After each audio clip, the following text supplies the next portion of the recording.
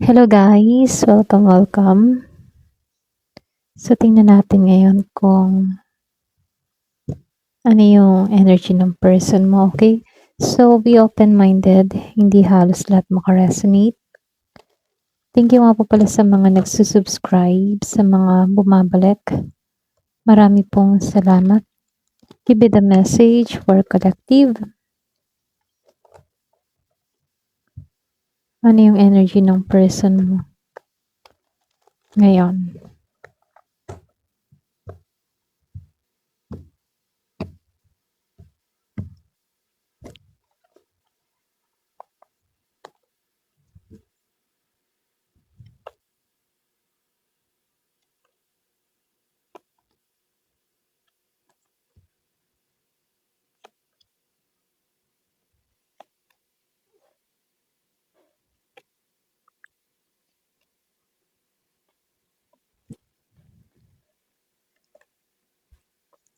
So, dito, meron ako nakikitang water sign, Pisces, meron ding Scorpio, Cancer. Meron din ditong Taurus, Libra, Aries, Leo, Sagittarius,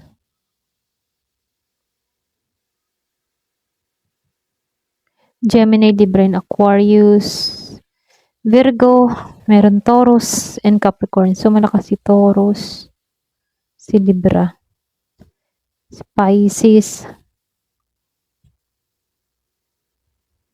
Pero ganun pa man, nandito naman lahat. So, merong year of the rabbit yung iba sa inyo, year of the horse. Okay.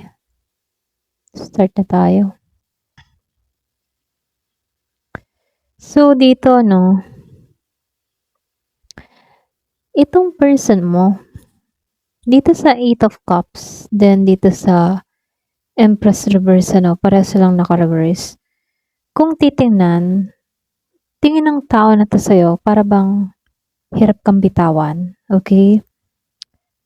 Itong taong ito, kahit alam niyang meron siyang dapat iwanan, para bang may bahagi pa rin sa kanyang sarili na kumakapit pa rin sa sitwasyon. So, meron siyang emosyon na ayaw niyang pakawalan sa'yo. Okay? Para bang mahirap kang kalimutan. Yung iba sa inyo, pwedeng nahihirapan pa rin tong taong ito hanggang ngayon. Kung meron kang kadiling na Taurus, meron din ako nakikita dito na Pisces, Scorpio, or Cancer, So, water sign and earth sign, Taurus. Okay? So, dito, lumalabas din kasi dito na para bang itong taong ito, pakaramdam ba niya sa sarili niya dito, na hindi siya sapat, ganon.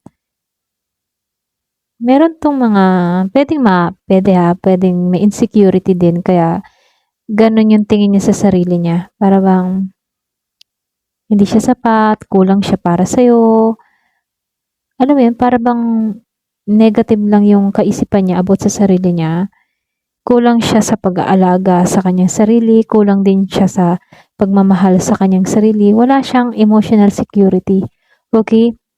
So, pwedeng daman ng tao na to yung kalungkutan, kaya wala siyang nakikitang positive, pulos negative yung nakikita niya about sa kanyang sarili. Okay? So, lumalabas pakaramdam ba ng tao na to, yung bang tipo na nawala yung kaligayahan at ikaw yon. Hindi niya lubos na maramdaman yung happiness ngayon. Posible na itong tao na to, yung bang tipo na meron siyang mga bagay na nakaharang, okay, sa pagiging positive niya, Kumbaga, itong tao na to, hindi niya makita yung ganda, okay? Kahit ba hindi kayo okay ngayon, hindi siya nakatuon sa pag-develop or pagta-transform sa sarili niya. Mas nakatuon tong tao na to sa mga negatibong energy, okay? Kung bakit siya ganon yung tingin niya sa sarili niya, okay? So, nakikitaan ko dito, para ba siyang ano, nagpabaya, gano'n. Pinabayaan niya yung sarili niya. Kasi dito, kaya siya gano'n ano, para bang nagre-rebelde siya na, bakit ganito, bakit ganyan yung nangyari, bakit hindi ako nagiging masaya, bakit ko naranasan 'to, bakit hindi nagiging patas sa akin ang tadhana, gano'n. Para siyang nagre-rebelde, nagmumukmok. Ramdam ng tao na 'to na hindi naging patas para sa kanya. Kumbaga hindi naging pantay-pantay para sa kanya. May time na itong tao na 'to, yung talagang siya'y nagmumukmok na bakit ganito yung naranasan niya, okey? Okey? Posible rin ano, puwedeng itong tao na 'to,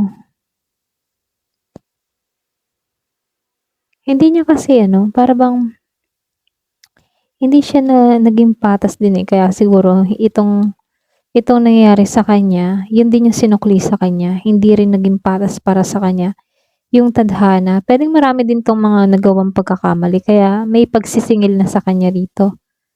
Kumbaga hindi niya hinarap din ng direkta yung sitwasyon ninyo, okey?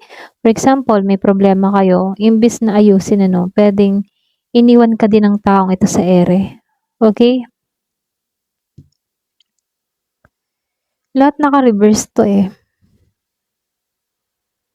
Pero kung tutuusin ha, gusto niya ng validation dito. Hindi niya kasi maramdaman yung ano, yung pagkilala sa kanya ng mga nasa paligid niya. Para ba siyang kahit dumaan siya parang wala lang, okey? Para bang hindi siya importante, gano'n. Ramdam niya yung lungkot. Meron 'tong kabiguan na naranasan sa buhay niya. Para bang marami siyang pagsubok din na kinaharap sa buhay niya ano. Pero dito 'no, meron 'tong mga lihim na or puwede ring emosyon na unti-unting lumalabas ngayon ano. May mga katotohanan dito na hindi na kayang itago pa ng matagal sa the full moon reverse.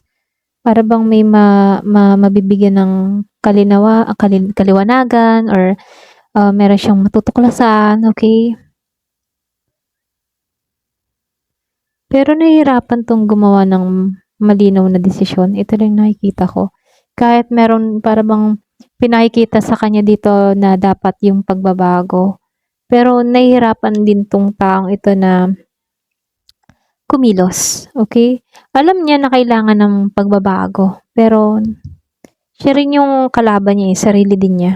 Hindi siya nagdedesisyon, hindi siya kumikilos. Meron siyang pag-iwas sa mga ano yung mga mahahalagang realization. So, ibig sabihin ayaw din niyang magbago, pero alam niyang kailangang magbago, pero ayaw niyang magbago, gano'n. Pero may time ha, pagod na 'tong taong ito sa laban niya. Sa araw-araw niyang laban, sa pang-araw-araw na problema, para bang naubos na yung lakas niya na alam mo yun, ipagtanggol yung sarili niya or ipilit yung mga isang bagay para sa kanya, gano'n. Pero itong taong ito 'no, dito sa The Rising Sun Reverse, alam niyang may pag-asa pa rin, ngunit hindi pa siya ano, ganap na para bang may pag-asa pero hindi pa niya ganap na nakikita, gano'n. Kasi mabagal yung usad, eh. Meron siyang mga bagay na gusto bang mangyari kaya lang hindi pa hindi pa umaakma, okey? So, dito lumabas na naman 'tong si Moon, first quarter moon. Kumbaga 'no, malakas pa rin naman yung positive na energy dito sa the first quarter of the moon. Kasi pinapakita nito na kailangan lang niya talagang kumilos. Kailangan lang niya ng lakas ng loob para malampasan yung mga hadlang niya, okey? Itong mga pagsubok niya. Kung ano man yung humahadlang sa taong ito, kailangan niyang malampasan yun. So, lumabas 'tong si New Moon 'no, first quarter then New Moon. Kumbaga bagong simula 'to. Para bang binibigyan pa 'tong 'yan, pasensya na ho ako. Binibigyan pa rin 'to ng panahon, okay? Or puwede ring bagong kabanata na gusto niyang mabuo, okay? Para bang binibigyan pa rin siya ni tadhana ng pagkakataon.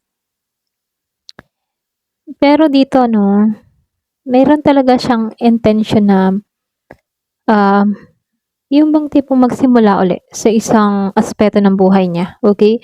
So, ibig sabihin ano, habang no contact kayo, puwedeng marami 'tong mga pinagdaanan. Marami siyang mga pagsubok na kinaharap na kailangan niyang lampasan para nang sa gano'n makamit niya yung tagumpay na inaasam-asam, okay? So, nakikitaan ko lang dito 'no, alam mo kung bakit gano'n siya, kasi nawalan siya ng harmony. Puwedeng ikaw yung nagbibigay ng harmony, kapayapaan sa buhay niya, nawala ka. Kaya 'di ba 'pag wala kang motivation parang walang gana, gano'n. Gano'n yung nangyayari sa kanya, wala siyang inspirasyon, wala siyang motivation, kaya hindi niya alam kung ano pa bang silbi ng buhay niya, okay? May mga gano'n siyang effect. Pero kung tutuusin ano, ang gusto lang naman mangyari ng tao na 'to ay magkaroon ng matatag na pundasyon. Ito lang yung nakikita ko. Kaya lang sa panahon ngayon hindi siya matatag, pero yun yung ninanais niya, matatag na pundasyon.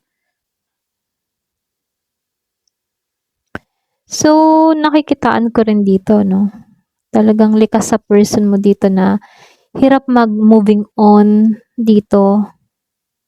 Para bang pilit naman niyang nilalayuan yung nakaraan, pero ang hirap mo talagang kalimutan ano? Meron siyang ano, yung bang tipo na meron pa kasing issue sa inyo na puwedeng paulit-ulit na bumabalik sa isip ng taong ito. Kaya pagdating dito sa Four of Cups, para bang ano, meron ditong bagong opportunity na nagbubukas sa kanya, eh. Para bang paggising mula sa mga emotional stagnation, puwedeng merong biglaang trabaho, opportunity na dumating sa kanya, para ba hindi lang siya magtuon sa nakaraan, okay? Parang binibigyan siya ng chance dito ni universe, ni tadhana na unahin niya muna, okay? Unahin niya muna yung mga dapat i-priority, gano'n. Kung tutuusin dito ano, para bang ano, yung bang tipo na sinubukan naman ng tao na 'to na balansehin, okay, yung iba't ibang responsibilidad ano, at maging yung kanyang emosyon. Para bang siya dito nasa ano pa, nasa phase siya ng adjustment, okay? Para bang adjust muna ako sa nangyayari ngayon. Pero alam mo yung pinakahangad ng tao na 'to dito sa Ten of Cups reverse, yung tipo na magkaroon siya ng emotional fulfillment. Excuse me po. Yun yung gusto niya mangyari. Hindi niya kasi naaabot pa yun, yung ganong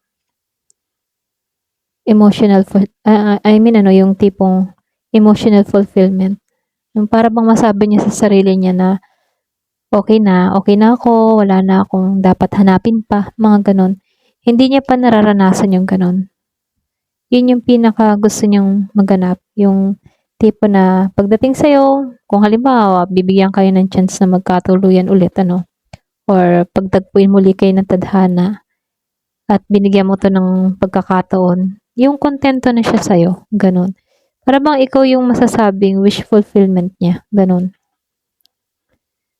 Kaya lang hindi naman din inaasahan nagkaroon din ng dismaya dito sa connection na 'to. Puwedeng ikaw nadismaya ka sa taong ito. Hindi mo inaasahan na ganito rin pala yung magiging resulta ninyo 'no, para bang, "Ano nangyari, ba't nagkaganito tayo?" Gano'n yung energy mo.